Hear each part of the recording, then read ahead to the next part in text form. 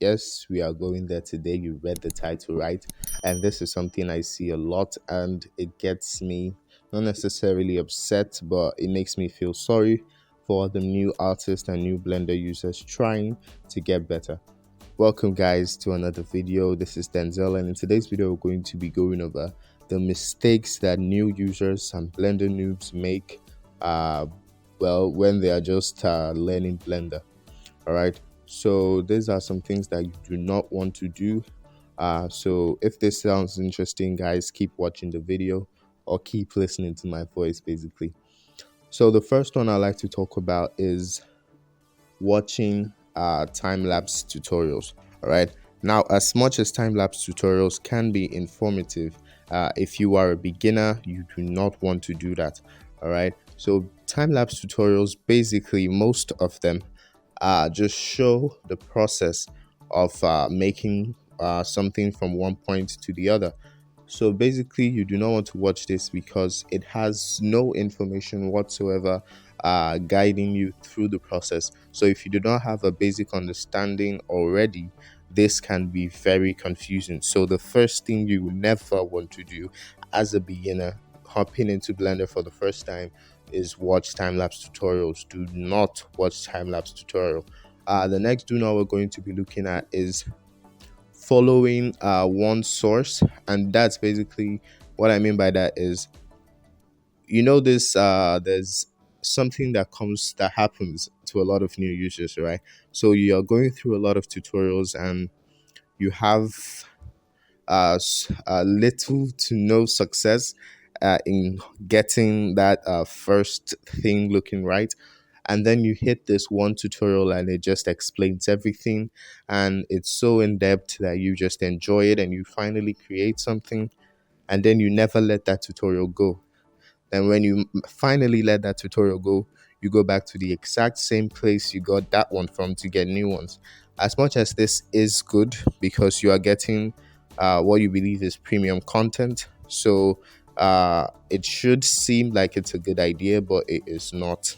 I mean, you should have one channel where you know that you're going to get premium content, but as time progresses, you're going to want to dive into other channels and learn from different people, because that's the only way you're going to grow.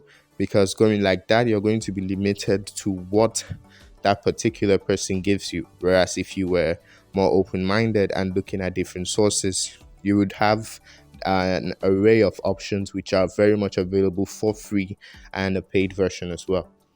Now, the next thing I'm going to be looking at is one thing that few people do, but I still believe some new users do it, and that is downloading an experimental version of Blender.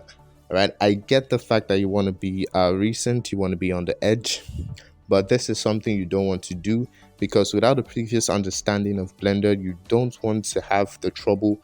You don't want to have a problem of running into different troubles and trying to problem shoot when you do not even know so much of the software. So basically, you want to download a stable version of Blender. And another mistake you shouldn't make is downloading a version that is too outdated.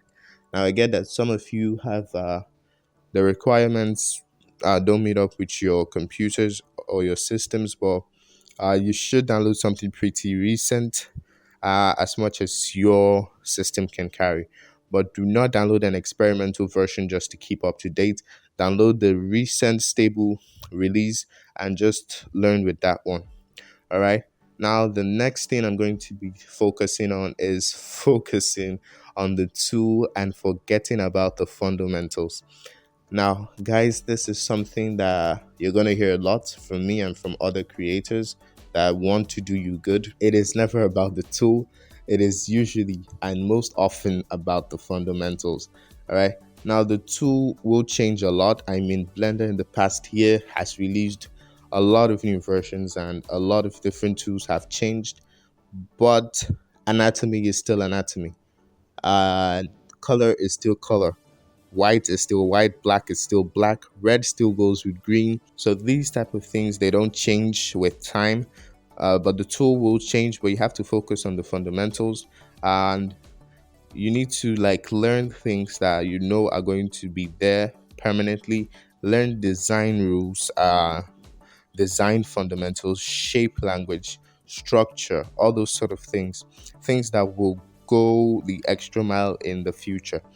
All right. So the last thing I'm going to talk about, guys, is high expectations.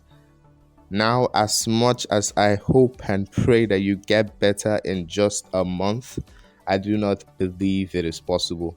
And some people have this high expectation that if they just get this tool, if they just get into Blender with some good tutorials, they pay good money for some tutorials, that they can just make something amazing. You probably will, but to be honest, do not have high expectations. All right. I want you to believe that in due time you would have great skills of great artists, but do not have high expectations that probably in a day you would have an amazing model out. Just manage your expectations. That's what I'm saying. Not have high hopes and high dreams, but manage your expectations. All right. So, guys, this has been very fun. And I hope you do not make these mistakes. And if you already have made one of these mistakes, do well to drop it in the comment section and let me know which mistake you made. And if you know some other mistakes some new Blender users do or make, do well to let me know in the comment section below. And you guys should have fun in the comment section. Just drop some comments for me. And if you like this video, do well to subscribe to the channel, like the video, so share it so other people can see it as well. And this has been fun, guys. Subscribe, like, comment, subscribe, like, comment, subscribe, like, and comment. Thank you guys for watching. I'll see you next time.